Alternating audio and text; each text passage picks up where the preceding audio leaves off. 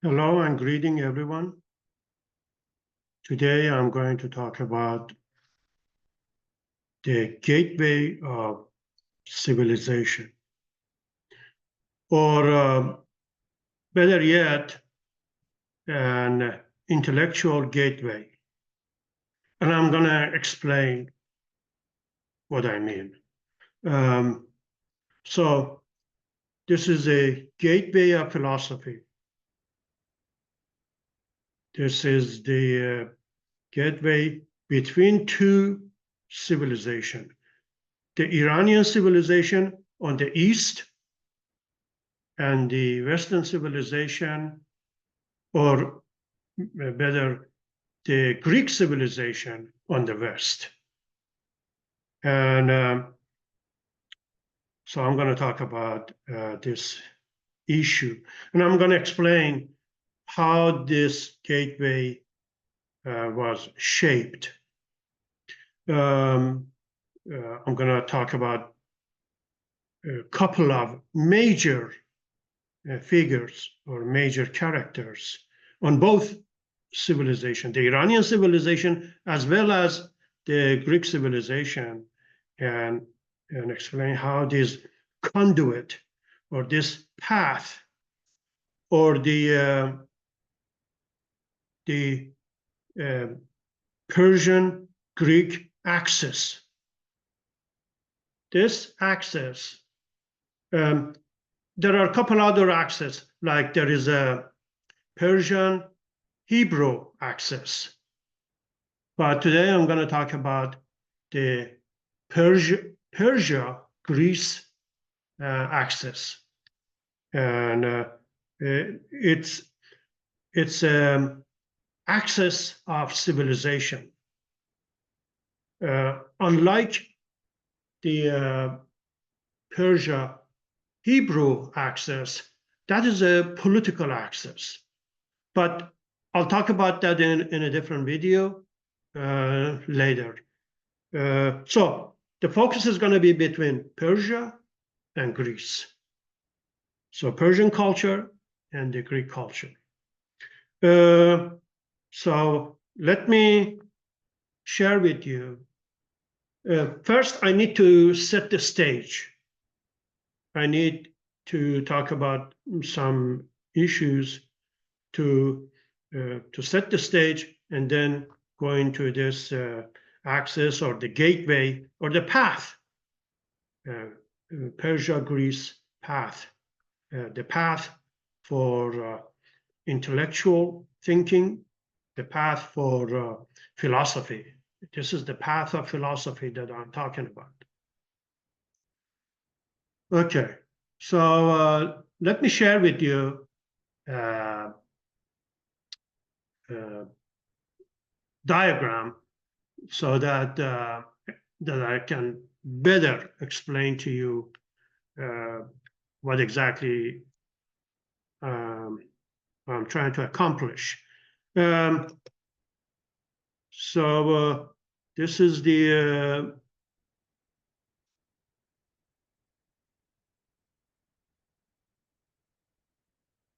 okay. This diagram is about Shahnameh. Shahnameh is a book by Ferdowsi, and this diagram represents part of, not all of, mainly the very beginning, which is it's called Pishtadian dynasty. The Pishtadian dynasty are the very first dynasty, that mythological dynasty that we had in Iran. And the first of these, the founding father of the Pishtadian dynasty is Qumars. Qumars is the first human. Qumars is the Zoroastrian Adam. Like in the Abrahamic religions, we have Adam and Eve. Okay, this is the Zoroastrian Adam. And so he's the first human. And the main thing that he did, he's a lawgiver. He practiced justice. He was a lawgiver. He introduced laws and rules with justice and fairness. Maybe sometime later, I compare Q-Mars with the social contract theory, which was established by Thomas Hobbes during the Renaissance. And maybe I get the chance to compare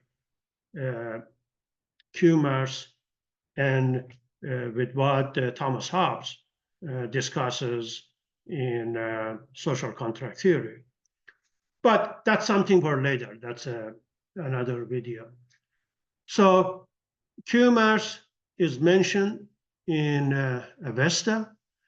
Avesta is a Zoroastrian Bible. And the second, his son was Siamak. He was killed by Ahriman. Ahriman is the evil, and he was killed. But his grandson, Hushang is an important character. And I'm going to explain what makes him so unique, what makes him so important. Hushang, he was king for 40 years. He's the first king. So his grandfather is the first human, and Hushang is the first king of Pishtadian. Now, what does Pishtadian mean? Pishtadian, those who the very first time in Iranian civilization, promulgated laws. So this was the dynasty that they brought laws. They promulgated laws in the Iranian civilization. So that's where the name Pishtadian comes from. Pishtadian, Dad in the Iranian language, in the Persian language, means law, means justice. That's what Dad means, D-A-D, Dad. And so Pishtadian, the word in the middle, we have Pish. Pishtadian is a composite word. So we have a prefix, and then Dad, and then Ian. So that means Pish. These were the pioneers. The word Pish stands for pioneering, to pioneer, and then Dad means justice, law, and then Ian, that means the people who. So those who first promulgated laws, and that's where the very first people, the very first king, the very first the Adam, the Zoroastrian Adam, unlike the Abrahamic Adam, who he's not a lawgiver. Here's the difference. In the Abrahamic religion, all of them, the Jewish faith, the Christianity, as well as Islam, God is the lawgiver. In the Zoroastrian worldview, Q-Mars, who is the first human, who is the Zoroastrian Adam, he's the lawgiver. He brought law to the people. So that's a major difference. Who gives law? Or who is the law bringer? And so he's the one. Now, his grandson, on the other hand, he discovered iron, and he also stated the principles of working with iron, or iron working, or metal working. He brought those, or he taught those rules or the principles to the people, how to work with metal, like blacksmith. He trained them. He taught them how to do that. Also, very important, he's the one that discovered fire, or he's the one that discovered how to make fire with flintstone. And he did all of that. So here, from the Zoroastrian perspective, fire has a dual representation. Fire has a dual meaning. One represents Asha, means truth, righteousness. That's one. And fire is the symbol for truth. And the other one, fire, that Hushang discovered, is the fire of the forge, is the fire that you use it as a tool to work with metal. It represents engineering. It represents industry. It represents technology. So it has a dual representation: truth and engineering and technology. That's what the fire is. And Hushang, King Hushang, did that. Now, let me show you a different diagram to explain more about Hushang and his equivalence in the Greek civilization. So let me share with you a different diagram. Now, here is my second diagram that I'm gonna talk about. And this one is, okay. This diagram, I'm showing you, okay, as I talked about the Pishtadian dynasty, and I talked about Hushang in here. And you see his name is repeated in Avesta, in Shahnameh 6 times, and in Avesta 4 times. And so he did, I mean, he has done many other discoveries and other ones, but these two major, very significant discoveries that he did. And here I'm showing you Prometheus. This is from Greek mythology. And I'm going to show you how Hushang and Prometheus are a lot the same. They have so much in common. And you see a lot of similarities between these two major figures. And that's where the bridge comes in.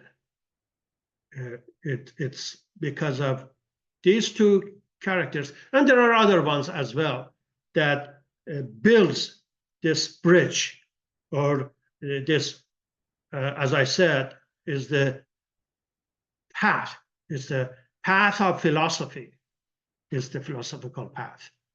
And so we got Prometheus in here, and then we got King Hushang, king of Hishtadian dynasty, this is the Avesta.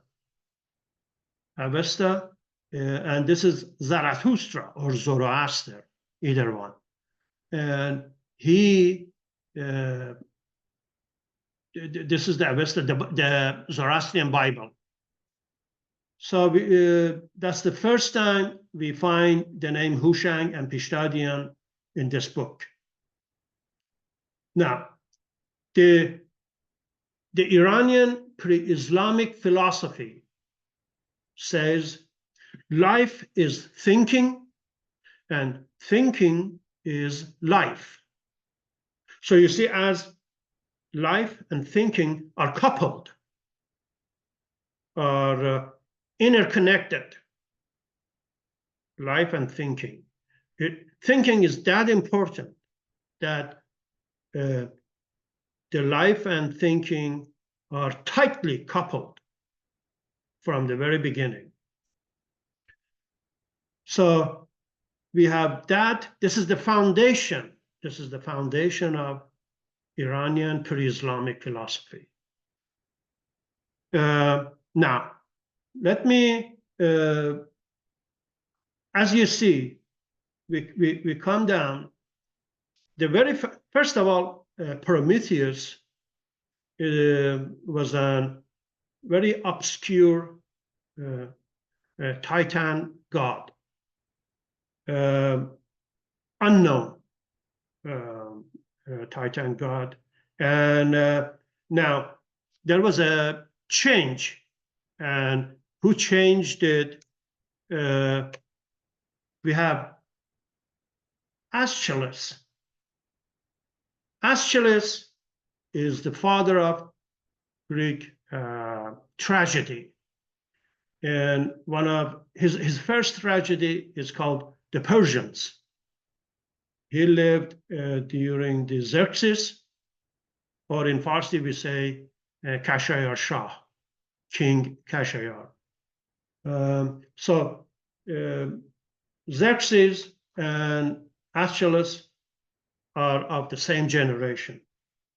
And so what he does, and this is what makes Prometheus so important, he promotes this Titan god he elevates Prometheus within the pantheon of Greek mythology. And so from an obscure character, all of a sudden, he becomes a very prominent god, Titan. And Aeschylus, he does a couple things.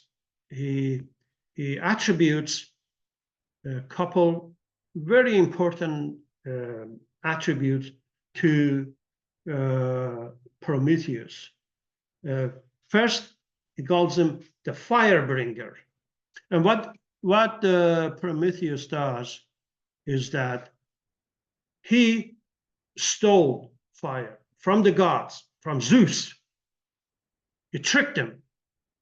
He stole the fire and gave it to the Greeks, gave it to the mankind, because they were suffering. And Zeus did not want to give them this fire. Zeus wanted to keep the people in darkness. He wanted to keep the people in total darkness. And here, fire represents enlightenment, and it represents civilization. Also, it represents the fire of the forge. The fire, in this case, represents industry, engineering, and technology. So you see the similarities between King Hushang and Prometheus. But these similarities, these characteristics were given by Aeschylus. He was very familiar with the Persian culture. He was familiar with the Zoroastrian philosophy. And so that's what he did. He promoted, he elevated Prometheus. And also, what does Prometheus mean? Prometheus means forethought or forethinker. Forethought is to plan ahead, to plan for future. So that's very important. So here, what is important is foresight and forethinking, forethought. Now, what does Hushang mean? Hushang is a Persian name, and it means the person who possess intelligence, wisdom. That's the meaning of the word Hushang. So you see how the word Hushang and Prometheus, they cognate both of these names, cognate in name, means for thinking of future, planning for future, wisdom, knowledge. So that's one. And the other one is that both Hushang and Prometheus, the role that they play in their culture, in their corresponding culture, the role of the Prometheus in the Greek culture and the role of Hushang in the Persian culture, both cognates, very similar. They play same roles in both corresponding civilization. Hushang in Iran, Prometheus in Greece. So this is how these two major characters. Hushang is a culture hero. He's a cultural hero, as is Prometheus, because he defied the god. He defied Zeus, and he got punished for that. The punishment was Zeus. He tied him to a big rock on the mountain, and Zeus had an eagle. Every morning, the eagle would go to Prometheus and eat his liver, and then come back to Zeus. But the liver would grow back and it would heal itself. And the same thing repeats the next morning. And it just keeps, that's how Zeus was torturing Prometheus. For why? Because he stole the fire and gave it to the mankind, to the human. And that was his punishment. So the fact that both Hushang and Prometheus, they gave fire to their people, gave enlightenment and because the life was dark, there was no light, there was no fire, and that's why both of these two major figures are important in both Iranian civilization as well as in the Greek civilization. But the direction of this civilization, the direction of this intellectual movement was from Iran, from Persia into Greece. And this is the pathway of civilization, or this is the gateway of civilization, from Hushang to Prometheus. And that's how this bridge, the intellectual bridge or the philosophical bridge, was shaped, was created. So that's about Hushang, the bridge of Hushang and Prometheus. And this bridge was built or was made to be very strong bridge by Aeschylus. Okay. We also see Hushang, as I said, it first appeared in Avesta, Zoroastrian Bible. We also see that in Shahnameh, as I was showing you earlier in my previous diagram. And so that's how this concept migrated into Shahnameh, as well as this concept migrated into the Greek civilization, and it appears as Prometheus. Now, Nietzsche took, he discovered Hushang. He also was aware of Prometheus. And he came up with Übermensch, the overman or superhuman. And so he created this concept called Übermensch.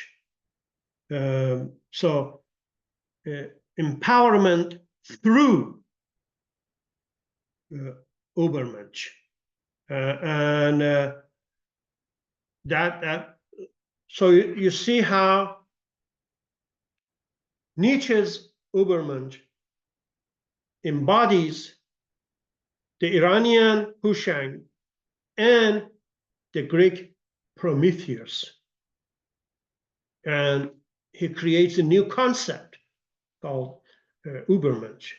And now, that's when the concept of individual was shaped, was created.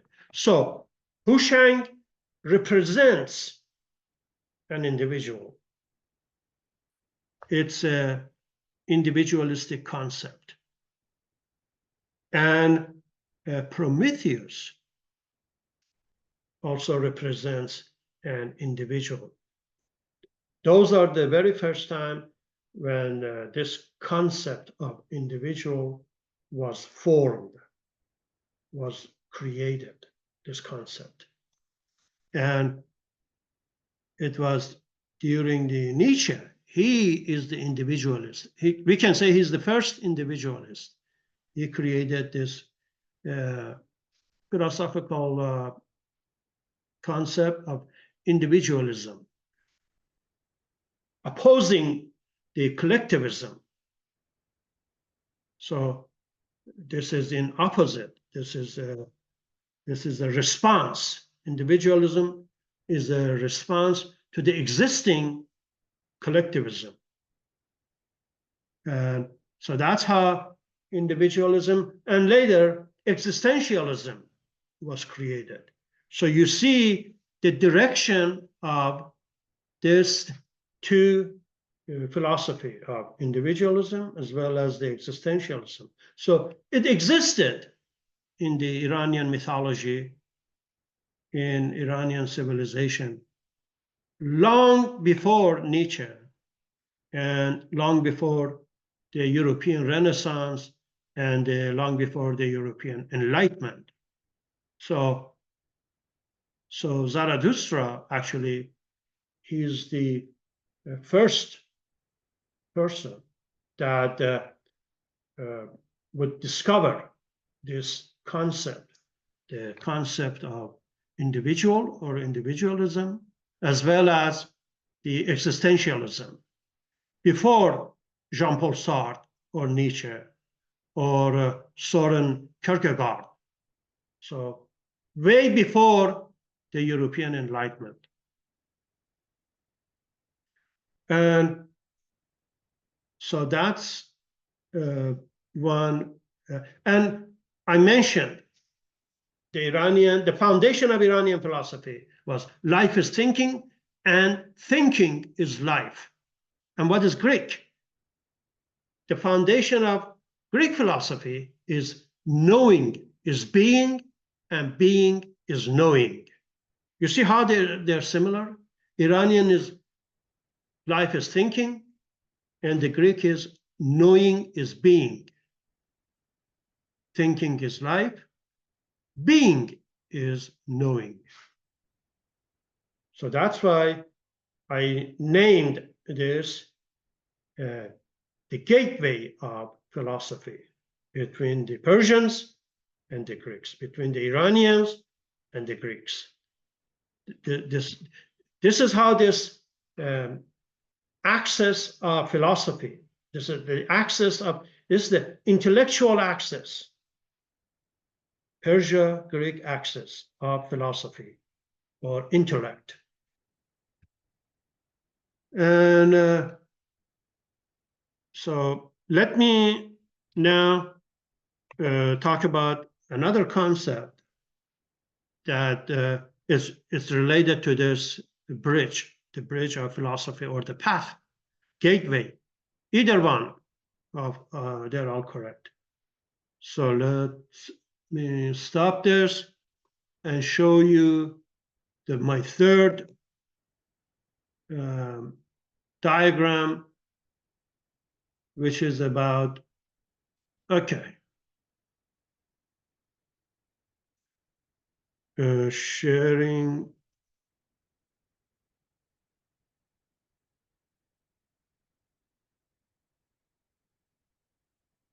Okay.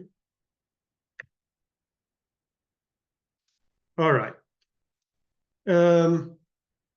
Here at the very top left corner, what I'm sharing with you, this is Mithra. This is the Iranian Mithra. This is before Zoroastrianism. This is before Zarathustra. This is the deity of light, justice, sun, and friendship.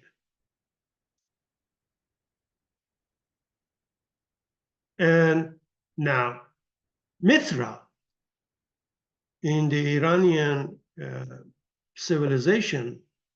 So what I'm doing, I'm tracing this concept. What does Mithra mean? Mithra is a covenant and cosmic law. That's who Mithra is. And what is the context? The context is a divine principle governing honesty, loyalty, and cosmic justice. So that's the context. And in that context, we have Mithra, meaning covenant and cosmic law. What exactly Mithra means? The Iranian Mithra, and it's repeated in Avesta 102 times. It means that which causes binding. That which causes binding. That's what Mitra means. It's an Avestan word, and it means covenant, contract, oath, loyalty, agreement, promise. These are the meanings of Iranian Mithra. Now, Mithra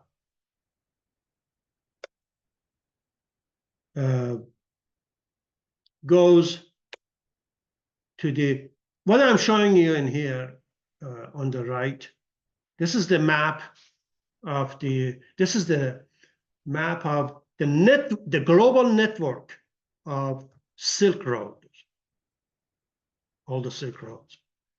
And these Silk Roads connected China, India to Iran, and then to Greece. This is how this route. And there were one on the land, and also there were the ones on the water, the ocean, that goes from the south of Iran, south of India, and it goes through the Red Sea, south of Persian Gulf, and it goes to the Red Sea, and from Red Sea through Suez Canal, that Iranian, the King Darius opened this canal, built this canal, and then from there the ships would go to the to Greece, to the Mediterranean Sea, and from Mediterranean Sea to up north or northeast of Mediterranean Sea to the Greeks. And now, this network of the roads, you had trade, commerce.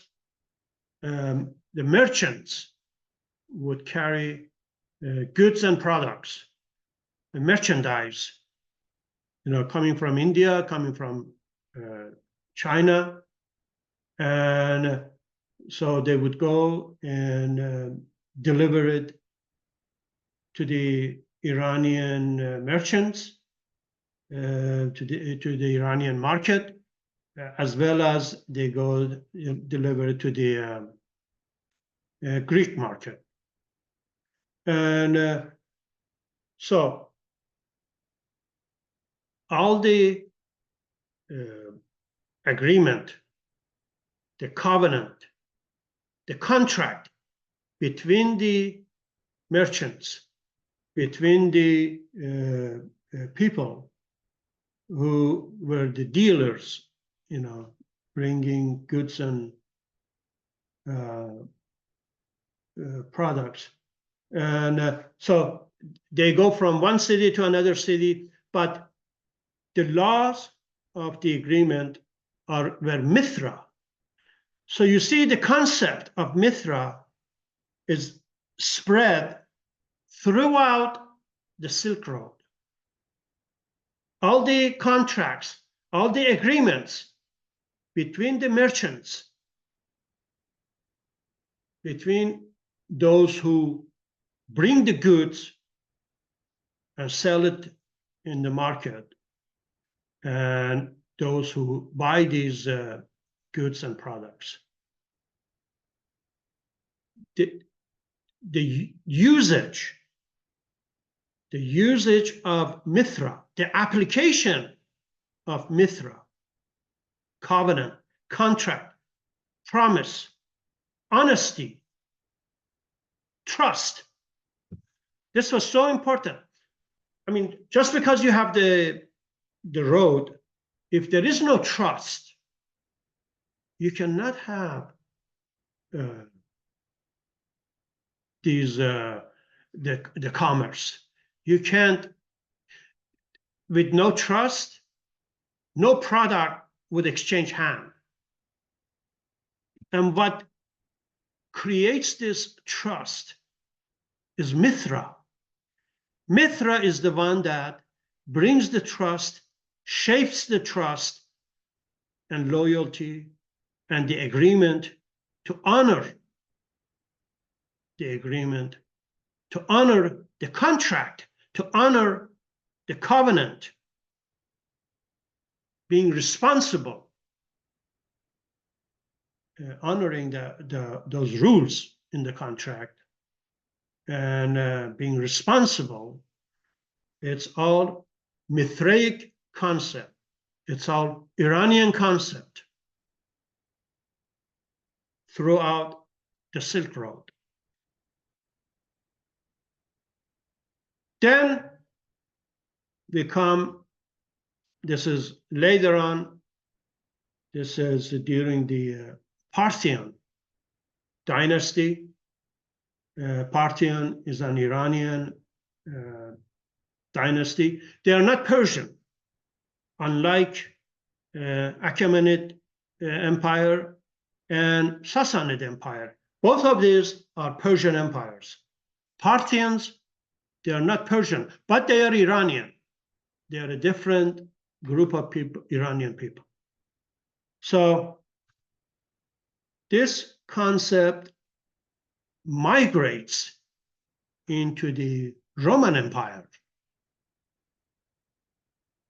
This is at the beginning of the 1st century. There was a rivalry between the Iranians and the Roman Empire for 700 years, about 700 years of rivalries between these two civilizations, the Roman Empire and the Iranians, the Parthian Empire, and the rivalry would continue all the way to through the Sassanid Empire.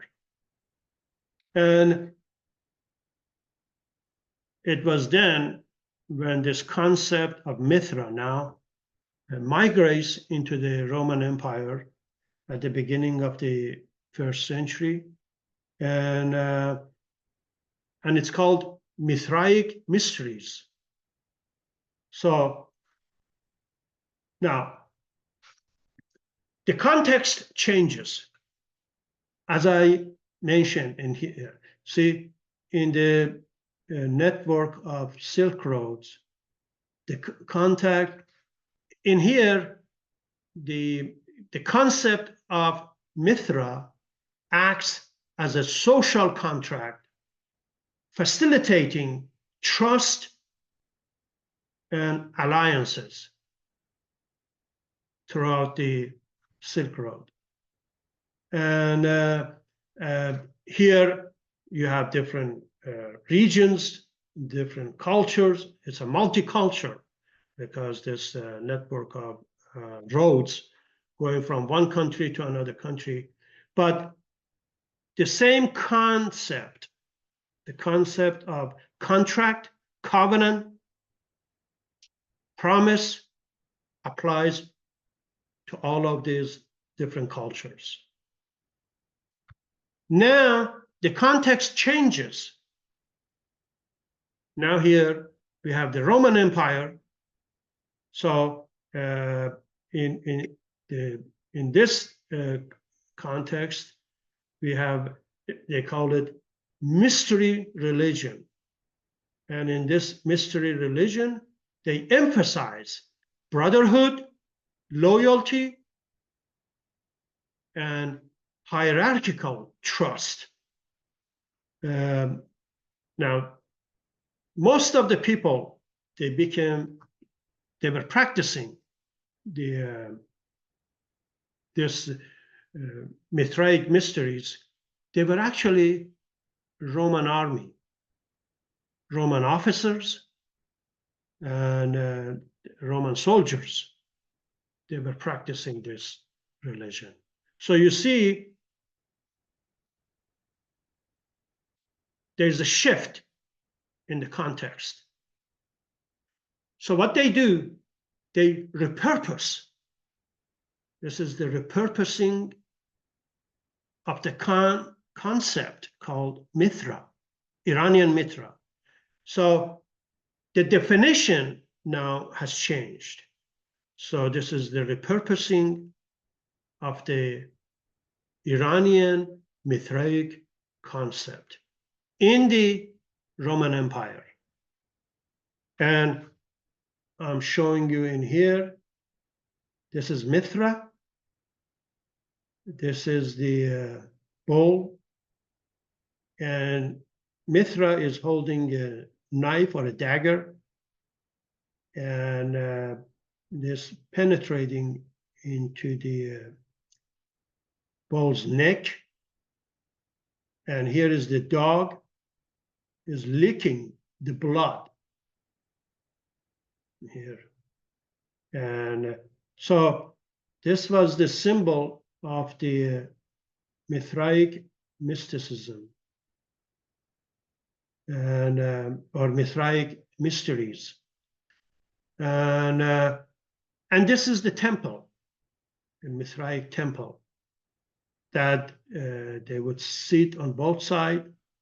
And at the end of this temple, they would have this at the very end. And as I said, the Imperial Roman army, soldiers, the officers were very loyal to this Mithraic mysteries. And this is called Mithrium. The temple is called Mithrium. And so what I'm trying to show is that I'm trying to say that when the context changes, the meaning, the definition of Mithra also changes. Now in here is the definition is more of a sacred brotherhood. So Mithra here appears as a sacred brotherhood and loyalty oath. Of course, this is military. It makes sense. It all makes sense. And that's how Mithra is being repurposed. The initial intended definition in here is that which causes binding. That was the original intended definition. But here in the Roman Empire, that concept now is being repurposed.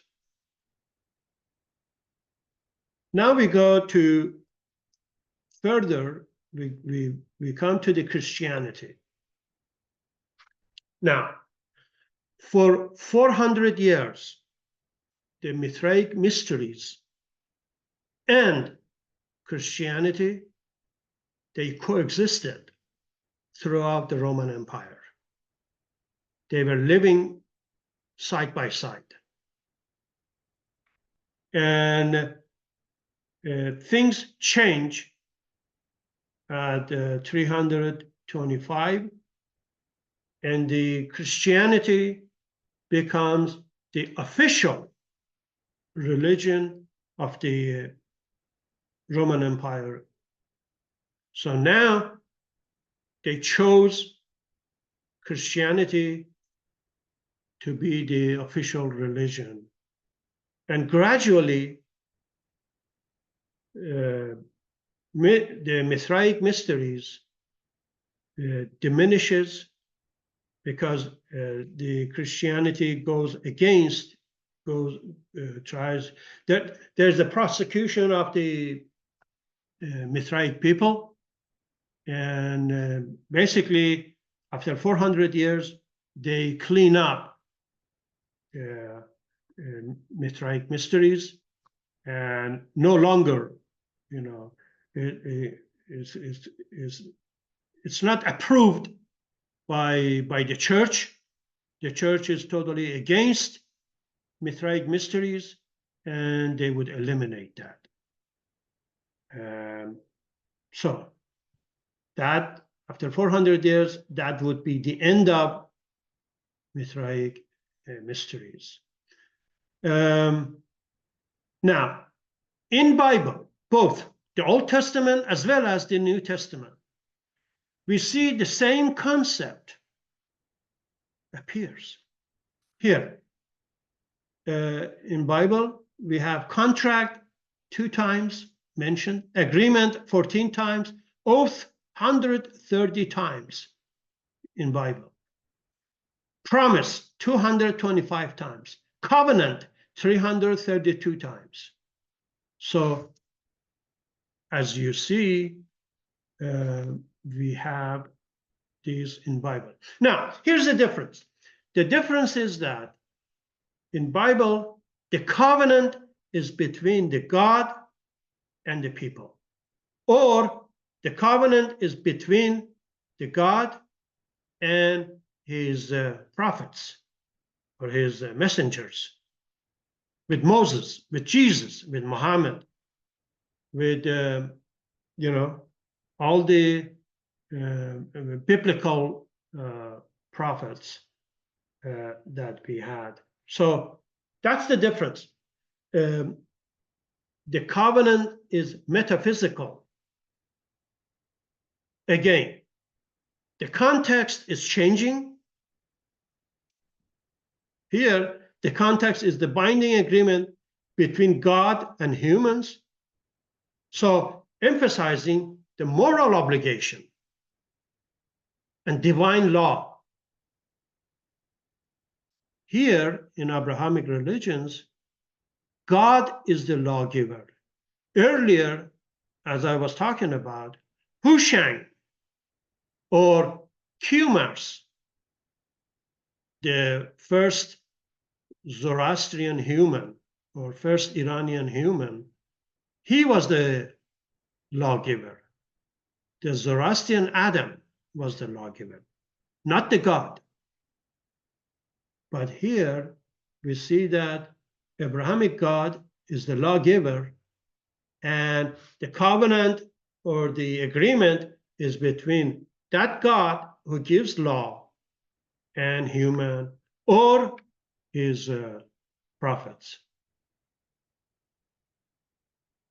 Again, there's a shift in context. Also, there's a shift in definition or the meaning of this concept or the original concept of Mithra. And here, the meaning of contract and covenant is more collectivist.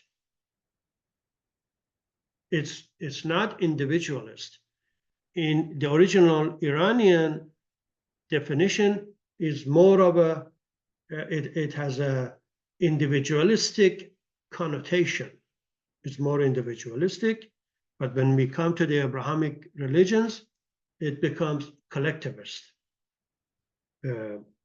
definition. And now we come to the Renaissance era. And in Renaissance, we see that Thomas Hobbes, he writes his book called The Leviathan, and he talks about social contract theory. Now we have a new concept. Okay, the context changes. Here, the context is secular, is no longer what we have in the Bible. In Bible is metaphysical, is divine based, whereas the concept that Thomas Hobbes uses, the contract, the social contract theory, in here, this contract is secular, is not what it is in the Bible. So again, the context changes, the definition also changes, the concept also changes. So you see how many times, one, in the network of Silk Road, the global network of Silk Road, then in the Mithraic mysteries of the Roman Empire, then we come to the Christianity, or better yet, Judeo-Christianity, I should say, in the Judeo-Christianity, or in the Abrahamic religions. Again, the context is changing, the concept is being repurposed. We come to Thomas Hobbes. Now we are in the Renaissance era, and everything is becoming secularized, and Thomas Hobbes brings a new definition of contract or covenant. The same, it's an agreement anyway. It's an agreement between the people. It's a social agreement, and this time, and the context, concept also changed. In here, concept is a contract, is a social contract, which later on, this concept becomes constitution. So we go to John Locke, and we go to the during the British Glorious Revolution, and they have the first constitution. So you see how Mithra, the very original Iranian Mithra, with the Iranian definition, how many times this meaning, this definition has changed all the way, comes to the Renaissance, to the Enlightenment era, John Locke, and we have the social contract, and then it would end up becoming, we have the British Constitution, and how it changes throughout the history. And each episode, historical episode, the context changes, the definition also changes as well. So this was the evolution of Mithra, meaning covenant, contract, promise, oath, loyalty, how it changes in the Silk Road network, in the Mithraic mysteries of Roman Empire, during the Renaissance, in the Bible, before Renaissance, in the Bible, the fathers of the church, when they were compiling Bible, they repurposed these definitions of contract, covenant, oath, promise, and so that was repurposed.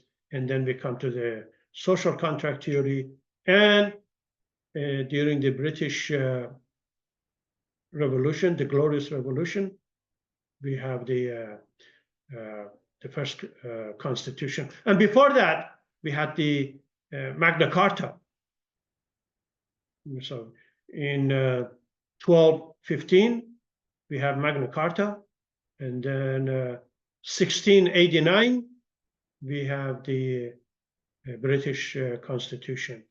How this concept throughout the history has evolved.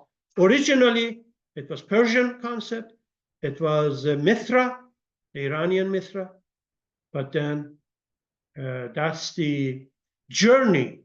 You see, this is the journey from cosmic order to the foundational political philosophy. So from Iranian cosmic order to the foundational political philosophy. We ended up in Europe. This would be the end of my today's discussion, and I would continue this in a different video. Later, this would continue. And please subscribe to my channel, YouTube channel, and please like any of the videos that you think it gives you a value, the content provides you a value. So I'm going to stop this here. Thanks for watching.